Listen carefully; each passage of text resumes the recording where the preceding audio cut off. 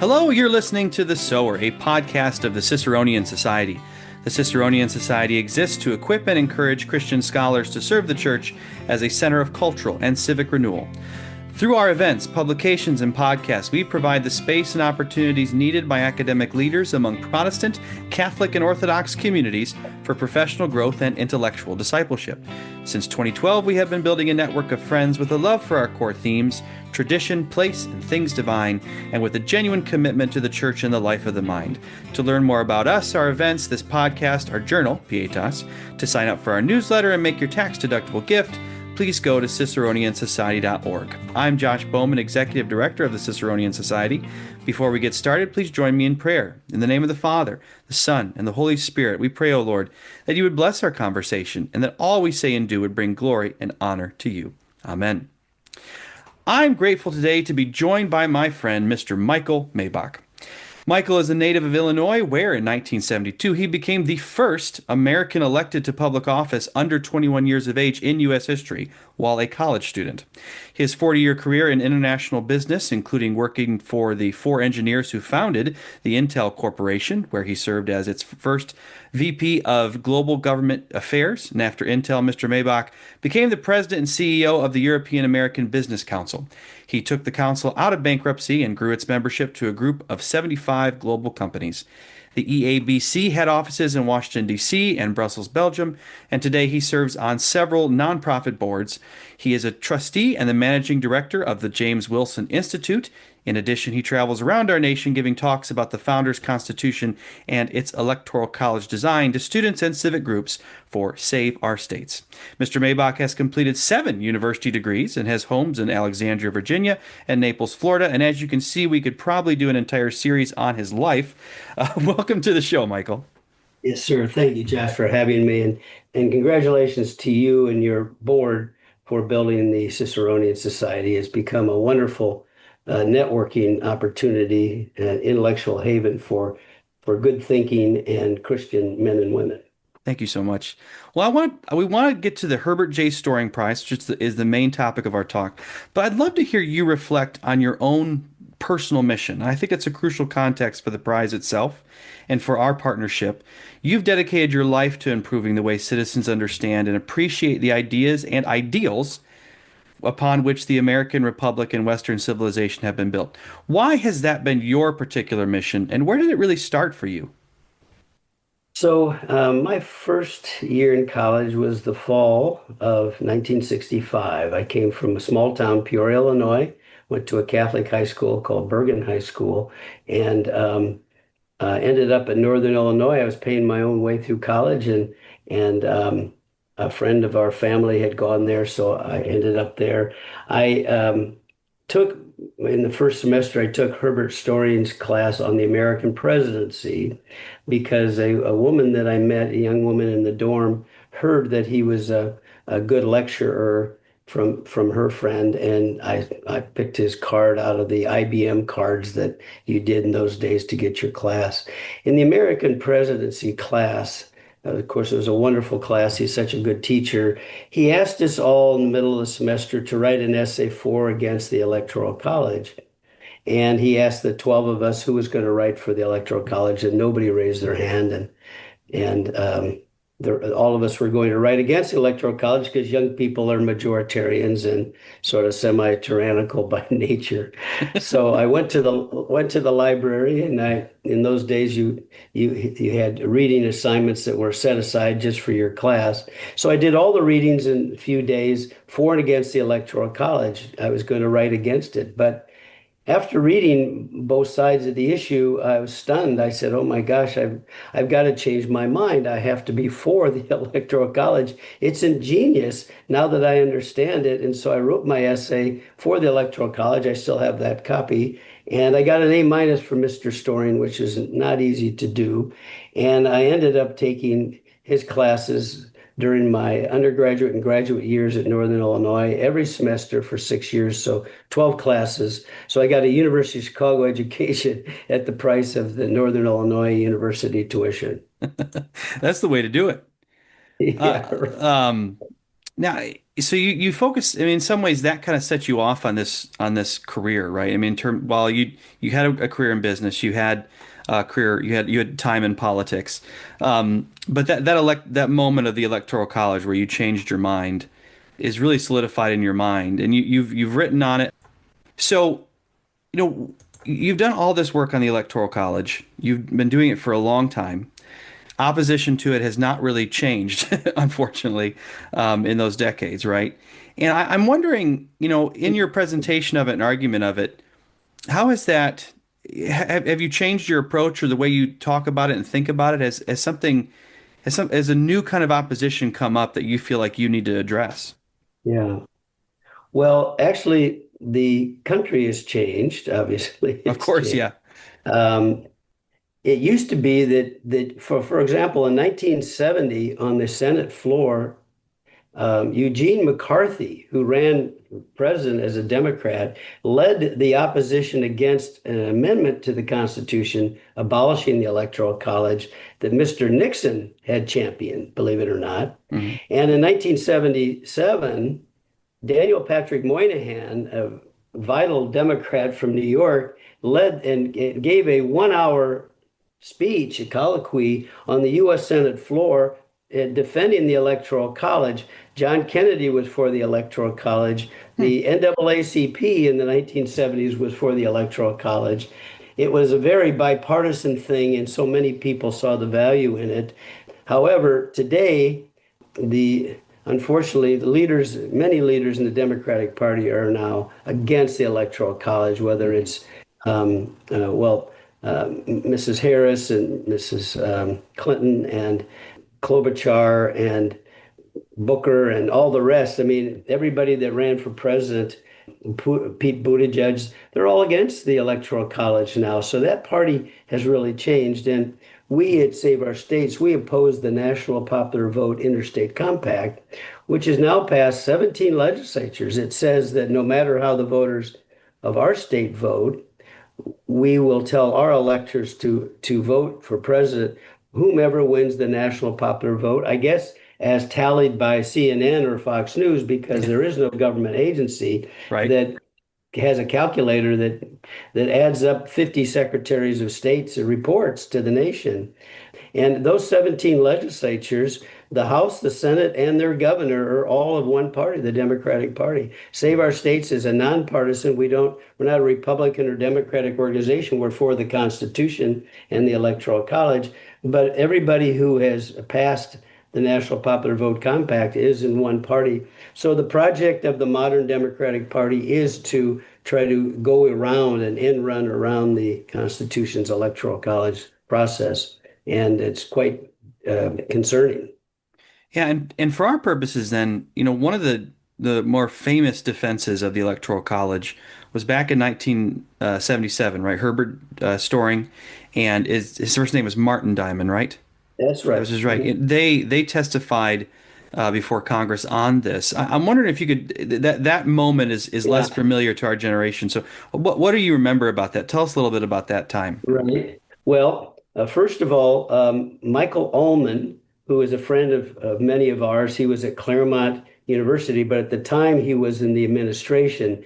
He wrote a memo to the Republicans in the Senate defending the Electoral College against the abolition amendment against the Electoral College in 1977 that Jimmy Carter. So we had Nixon and Carter both endorsing getting rid of the Electoral College. Hmm. Well, the story goes, Daniel Patrick Moynihan gets a hold of this memo and goes to the Senate floor and does this wonderful speech, and he pretty much killed the effort to pass this amendment. Now, during those debates and those hearings, the Senate Judiciary Committee held a hearing on this, and the chairman was the former governor of Indiana, Birch Bayh, who was then the Senator Bayh from Indiana, and his son later became governor of Indiana, Hmm. Evan Bayh. Well, Birch Bayh is listening to Martin Diamond, who was another professor of mine, and Herbert Storing, among others, testified for the Electoral College. And at the end of the hearing, after Mr. Diamond had testified, he fell to the floor and died in that hearing room of a heart attack. Jeez. and just tragic. And there, Mr. Storing and others, they called the ambulance, and but he passed away very quickly, and we lost him there. But that's a dramatic story about the Electoral College, and those are both of my professors. Yeah. What did so Diamond was at Northern Illinois? Yes, he had been at Claremont College with Okay. Harry Jaffa and others. Right. Uh, and of course, Michael Ellman then eventually went there with others that some people would know about here in this conservative audience, perhaps. Hmm. Um, but there was a falling out of some type, and honestly, I don't know. But Mr. Diamond decided to move, and he Hmm. came to Northern Illinois with a full professorship. There were two professors at Northern Illinois in political science. One was Morton Frisch, and one was Gary Glenn, who were both Straussians, as they Hmm. call them, and had attracted already Mr. Storing to come over and teach one class a semester, so that they could grow their graduate program in part. And then they were able to entice Mr. Diamond to come full time. He later then went to Georgetown, but he went to Northern Illinois where he taught. And so we had those four Straussians. It became quite a notable department for conservative graduate students. And of course, I had been undergraduate, and because of my 4-year county board term, I had to continue to go to school. I didn't plan that. That was not my life plan. But I ended up getting a fellowship for graduate school, and I finished at Northern, and did my thesis with Mr. Storing. He was my thesis advisor. I wrote it on the commerce power and the regulation of morality, and Mm. it was Champion versus Ames, which is lotteries, Heart of Atlanta Motel, which is Hmm. discrimination, and the Mann Act, which is prostitution across state lines. Huh. Had to do with a train going from Louisiana to Texas, et cetera. And I went to Mr. Story and said, I don't think the commerce power should be regulating morality. It's about business, not morality. So I'm going to write my thesis on that. And he said, well, Mr. Maibach, you can do that, but no one will agree.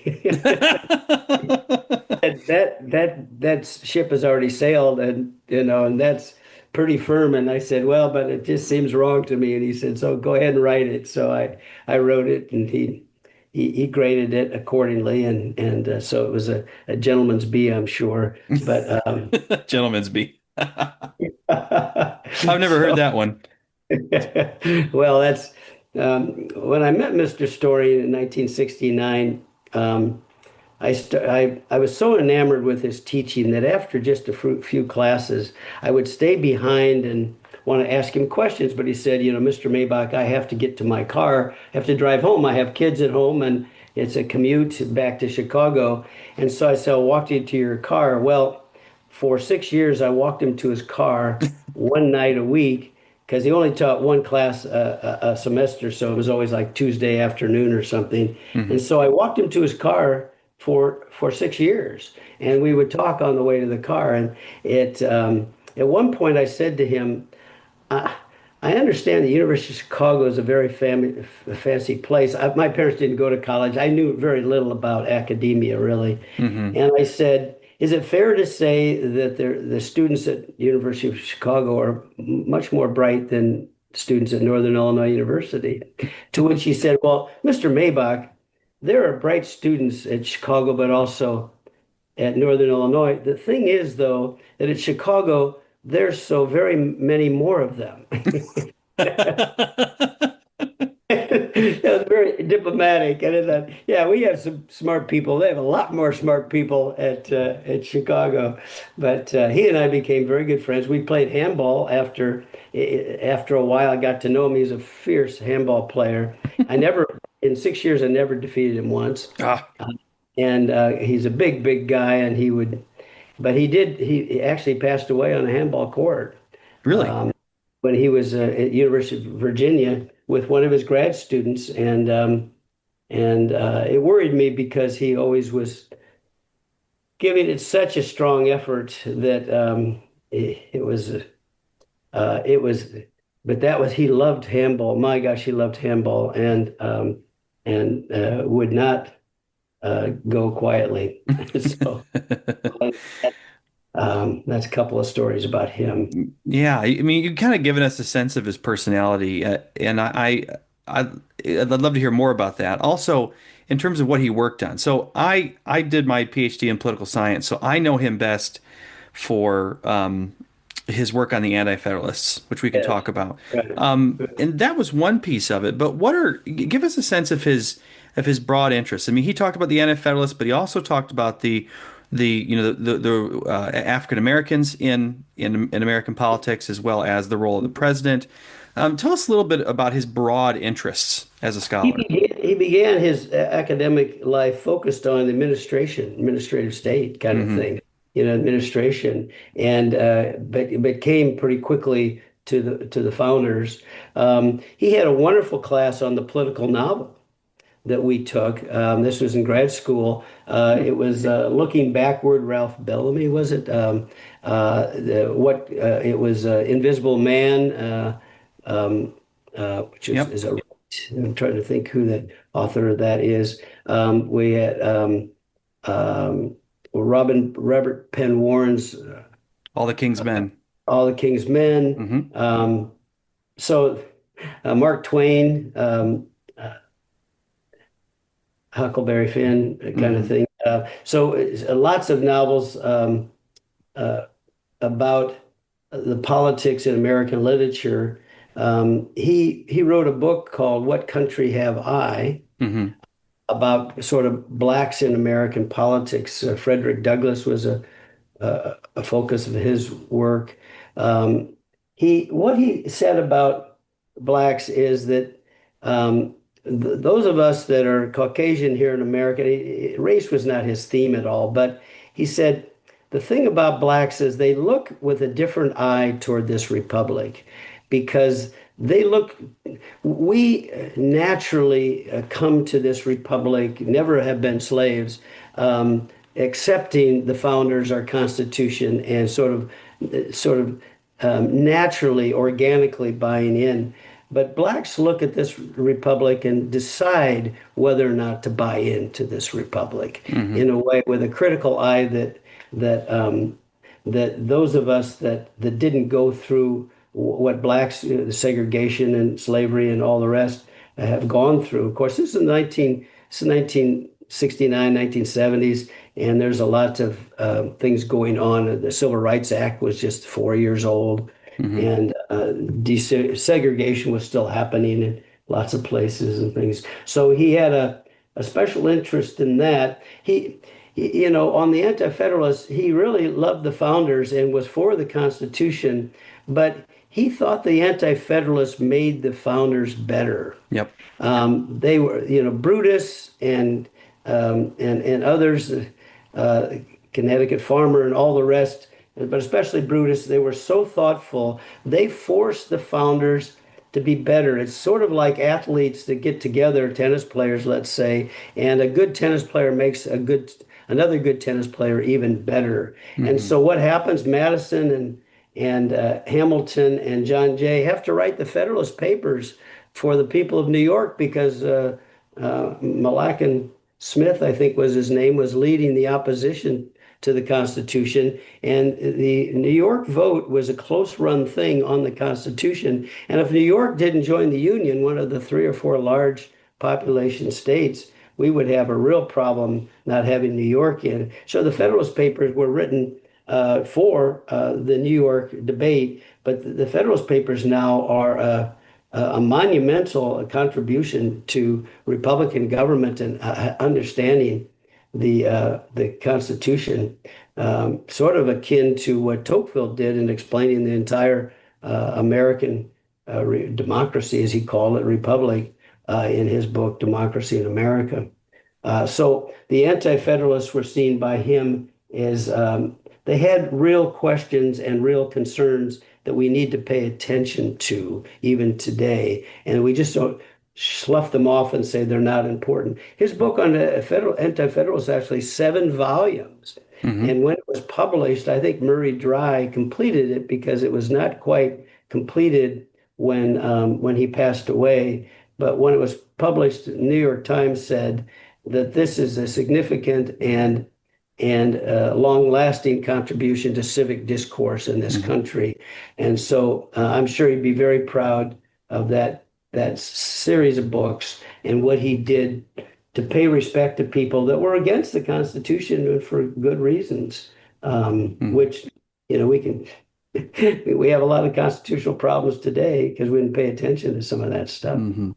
Well, it struck me reading that book when I was in grad school for the first time was just how much we have forgotten presently the for lack of a better word the questions to which the Constitution is the answer, right? And so the different concerns that they had and why they wrote the Constitution the way they did, why was it that this way, I think it's such an important way for teaching it and for framing it, and I was just really encouraged when I encountered that.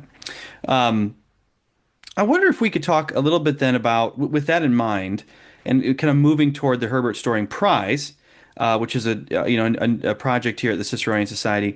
Why do you think his work still matters today? We've already hinted at it already, but why does it this professor who he's been gone quite a while, unfortunately, all right, 50 years or so at this point.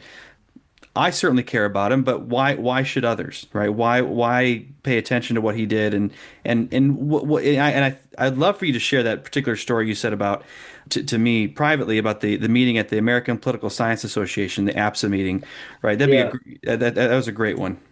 So in 1977, the annual, usually in Labor Day weekend, annual conference, of the American Political Science Association was meeting, and there was a panel on the Constitution, and Herman Pritchard was on it, which was a professor at Chicago that I think was the thesis advisor for Storing, and a couple other notable political scientists I'd have to look up, and Mr. Storing, and the first three were making comments along these lines that while the Constitution is important in one sense, their focus was really on historicism, which is, well, they were slaveholders and the context was different, and we're in the modern world now, and so when we teach the Constitution, we're really teaching constitutional law and what the Supreme Court is saying. And the Supreme Court really is the Constitution, sort of a living Constitution, which is, Mr. Storing had us read Carl Llewellyn's Living Constitution essay, which is always struck me as sort of an interesting thing that he had us read. That's one way to But put it.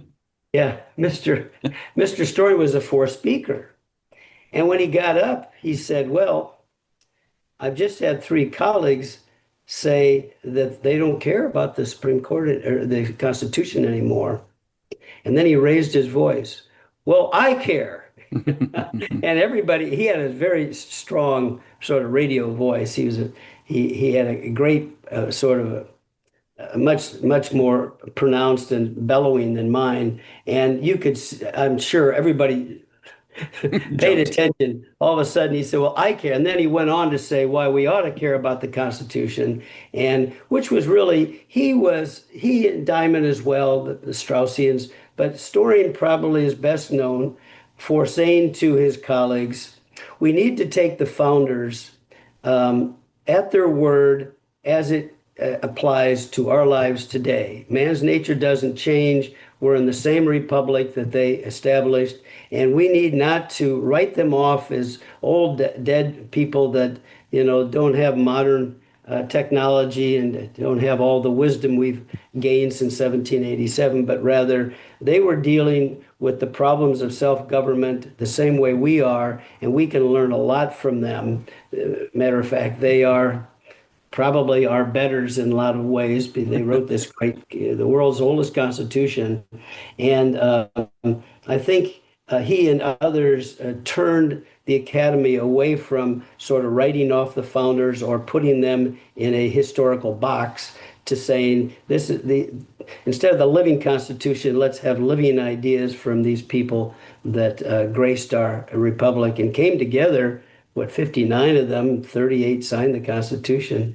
Um, it's remarkable when you read Franklin at the end of the Constitutional Convention, they had to decide if they're going to sign up. And And maybe you know, Josh, Hmm. Franklin gives this, he hardly spoke at the convention, but he gives this address and he says, this is not perfect, but boy, this is about the best anybody can do. And we Hmm. really, we need to seize this moment because, the articles were failing greatly. The states were in trade wars, and our enemies surrounded us. Spain, Britain, and France were surrounding the United States at the time with their empires, and they were trying to pick us off. So the founders came up with a constitution that really has worked so well, not perfect, but he championed their work and said these people are as important today as they were then, and they're to be respected and studied. And so when we read the Federalist Papers with Mr. Storing, one of the classes I took with him, all we did was read the words, whether it's Federalist 1 or 51 or 10 or 78 or Hmm. 68, which is on the Electoral College, and we would dissect them. Uh, like a scientist would dissect a chemical problem or a biologist would look at the genes or something. We dissected the words and took them for what they mean for us today and what they meant in those days. Yeah. It comes to mind of there have been attempts over the last couple decades to try and if we were to redo the Constitution, what would we do, right? I can't remember what the publication was, but someone solicited from a bunch of academics, hey, scholars, if we were going to have our own Constitution, we had a little convention, what would it look like? That might have been Commentary Magazine. Maybe, or I can't remember. It's been a while, but I Yeah. used to use it in class, and I would compare and contrast it with the original Constitution, Mhm. and the students wouldn't always agree, but to me, it was very evident of the wisdom of the founders in so many ways. It's Yeah. one of those things where I think Storing would agree with this. The more you learn about them, about what they were up against, and what they had to do, the wisdom. They're not perfect. It was not given to us by the Holy Spirit to write the Constitution, but it certainly was a blessing to which we are all very grateful. And I cannot emphasize that enough. And I encourage our listeners, if you've never read anything by Herbert Storing, start with a book called What the Anti-Federalists Were For. Great book, Yeah. short volume that really is a good introduction to the founding era and the debates we were having. I want to close this out now with two things. The first I want to talk about is the prize. So Ciceronian Society is honored to be the home of this Herbert J. Storing Prize. We've given away the first one to Kara Rogers Stevens this year, which was such a delight. Her book on Thomas Jefferson is fantastic, and I recommend you to take a look at that. And now we're heading into year two with it. I'm just wondering, what's your vision for this prize, and what do you hope it communicates and accomplishes over time? Well, the prize is focused on people writing books about the period from 1757, the Albany Plan of Franklin, when he was talking about let's have a North American parliament. Let's not Hmm. get rid of the king. Let's just have our own darn parliament. Yeah. As Burke told George III, you don't understand the Americans think they're British. They think they're British citizens, but you don't give them a parliament. Hmm. But George III didn't really have that insight that Burke did. Hmm. So the people that write books about that period, the Albany Plan through James Monroe's presidency, because he's the last of the founders. After that comes John Quincy Adams, which is the son of one of the founders. Hmm. So the books have to be about that. And then we have five judges they're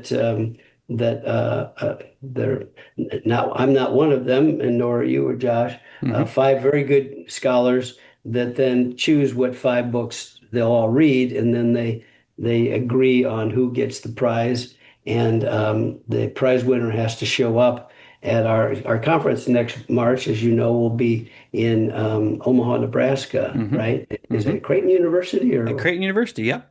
Right, right, wonderful. And so we're going to pick five books that are written about that period and published in the last 2 years. What we're trying to do is find new authors with new books, making new contributions that cover that period. And we had, five good books last time, and I guess we'll have five new, fresh books, I think, Hmm. this time. And it'll be hard probably to narrow it down, but Josh, you and I think James Patterson, your chairman of your board, I think you two narrow it down to five or maybe get some help with We that. work on it. Yeah, we talk about it as a board and some other folks. And there's a lot of good stuff going on out there, especially with the 250th anniversary of the Declaration of Yes. Independence.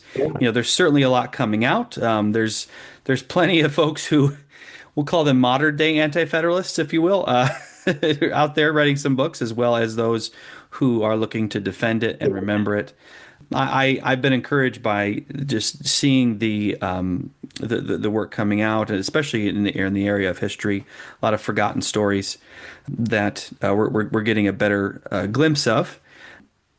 And I think it's certainly timely. I mean, I think there's a lot of, especially among my generation, what's the word, is cynicism, frustration with the American Republic. Like, is this a deal we can still sign up for, right? Is this an American Republic for me still? And I think there's some frustration. And of course, the answer that you and I share is yes, this American Republic is worth conserving. It's worth preserving. Our Constitution is for you. It's a republic if you can keep it, right? Benjamin Franklin's phrase. Yeah. And I think becoming the type of people worthy of this Constitution is part of that. And of course, Herbert Storing is a great example of someone like that. And I think one of the most beautiful parts of this whole prize, which, by the way, nominations are due September 1st of 2025. So take a look at the website. I'll post a link in the podcast if you're interested in nominating a book. But Herbert Storing, one of the best things about this prize is that we're celebrating a teacher, an educator, and this is part of your tribute to him in gratitude, right? Absolutely. It was my idea to do this. What happened was 2 years ago, I attended my first Ciceronian conference in Plano, Texas, I think it was. Yep. A friend of mine invited me, actually, James Patterson invited me, and I was very impressed by what I saw. These conservative Christian scholars assembling to talk about our country in a serious way, different panels. And I thought this might be a good place to have a Herbert J. Storing book prize, which I'd had in mind to do someplace, but I didn't know where until I met you, Josh, and the society. And so I'm financing in a humble way, financing the award, and it's in my will. So after I end up in Glory. purgatory, Oh, purgatory. which is near Cleveland, I'm told. But after I pass away, I want this to continue for, a long time. So I will financially take care of that. And so the prize is $5,000 for now. We'll try to increase that as the years go on. Mhm. And but it's a good reward for a good recognition. We actually, one of the five books that was nominated, they just reissued their publication and they put on the front of the book a finalist for the Storing Book Prize Yep. on the cover of their book. And we thought, "Oh, what a wonderful!" They didn't win it; they came in, let's say, second. But the fact that they put the book prize on the cover of that book was really gratifying to see. And so we're just trying to encourage scholars. It's a huge amount of work to write a book and to write it in a way that people will benefit and for a long time. And we're just trying to encourage young scholars. So I think Mr. Storing would really appreciate that. Yeah, I think you would too. That's really, really great. Well, Michael, I've enjoyed having you on the show today. I'm so grateful for your generosity to us, for finding a home with us, being part of our Ciceronian Society family. So thank you. Thank you so much. You're welcome. Thank you, Josh. And we'll see you soon, I hope. Absolutely. All right. Thanks, Michael. Bye-bye. You've been listening to The Sower, a production of the Ciceronian Society. If you've enjoyed this conversation, we hope you'll consider signing up for our newsletter and joining us for our future event. And we're especially excited for our 2026 conference at Creighton University in Omaha, Nebraska, March 12th through the 14th. Paper and panel proposals, along with nominations for this Herbert Storing Prize, are due September 1, 2025. We hope you'll consider joining us for what is always a great time. If you have more questions about the Herbert J. Storing Prize, as well as our conference, please let us us know. We're happy to answer any of your questions. Be sure to rate and review this podcast, share it with your friends, and check out our website at ciceroniansociety.org. Now may the grace of our Lord Jesus Christ and the love of God and the fellowship of the Holy Spirit be with us all evermore. Thank you for listening.